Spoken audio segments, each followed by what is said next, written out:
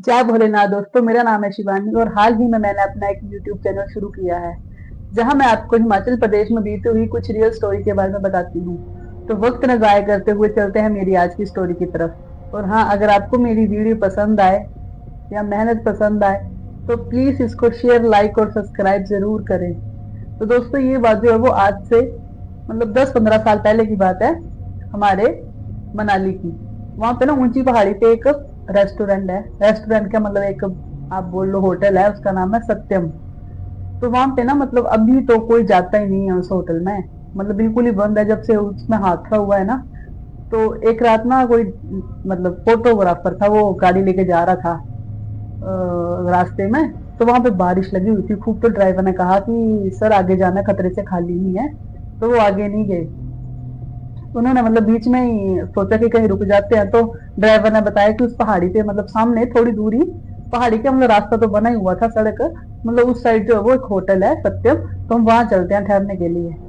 तो उसने भी हामी भर दी फोटोग्राफर ने कि हाँ सर, चल ठीक है ड्राइवर, चलते हैं। अब ड्राइवर का नाम तो मेरे को पता नहीं है, लेकिन उस फोटोग्राफर का नाम था अजय।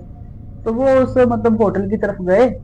तो जब जैसे वो होटल के एंट्रेंस पर गए तो वहां पे ना कोई भी नहीं था।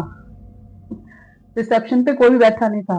तो उसको ना ऐसे देख के तो थोड़ा शौक लगा कि कोई भी बैठा नहीं है। और एक तो था भी 9-10 बजे होंगे, रात का समय था। और उसने देखा कि सब कुछ डस्टी डस्टी पड़ा हुआ है, हर जगह मिट्टी पड़ी हुई है। जो बेल थी वहां पर भी मिट्टी पड़ी हुई है। तो उसने ऐसे बेल बजा दी। तो कोई आया नहीं। ऊपर से नीचे किसी की आवाज आई लेडीज की कि कमरा नंबर 7 जो वो खाली है। तो वो उसने ड्राइवर ड्राइवर को बोला कि तू ऐसे कर, गाड़ी में रुक जा, उसके साथ बजट नहीं होगा इतना, और मैं जो है कमरा नंबर 7 में चला जाता हूँ। तो वो कमरा नंबर 7 में गया अपने रेस्ट वगैरह करने के लिए। तो उसने देखा कोई सफाई वगैरह नहीं हो रखी है, कमरे में कुछ नहीं है, लेकिन फिर भी उसको रुकना तो था ही उधर। तो उसने जैसे अपने लिए पानी वगैरह मंगवाया तो कोई आया नहीं ऊपर। और उसने सोचा चलो कोई शायद नहीं होगा, सब अपने अपने बिजी होंगे।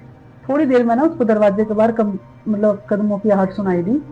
और ऐसे लगा कुछ ने मेरा दरवाजा खटखटाया। तो वो अपना कैमरा लेके ना वहां गया, दरवाजा खोला उसने।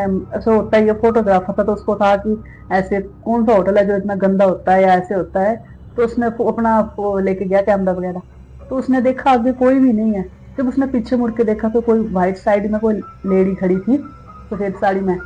तो उसने पीछे मुड़ के देखा तो उसने बोला कि कमरा नंबर 7 जो है वो खाली था, अब नहीं है। लेडी ने उसको ऐसे बोला तो वो एकदम से शॉक हो गया, उसके दिल की धड़कन ऐसे तेज हो गई होगी। आपको पता ही है, अगर हमारे साथ ऐसा हो जाए तो हमें भी तो डर लगेगा ही। तो जब उसने ऐसे बोला लेडीज ने, तो उसने ऐसे कमरा नंबर 7 की तरफ देखा तो उसके ऊपर ना फोटो लगी हुई थी उस होटल के जो मालिक और मालकिन की। तो जैसे वो कमरा नंबर 7 में गया ना, तो उसने देखा कि वहां पे ना डायरी लिखी हुई थी कि जहाँ जहाँ के वो ओनर थे, उनके आपस में बनती नहीं थी। तो उसकी वाइफ ने लिखी होगी डायरी, जैसे अलमारी में उसने खोल के देखा होगा। तो उस पे लिखा हुआ था कि उसकी जो वाइफ थी ना, उसने सुसाइड कर लिया था इधर सूरत में।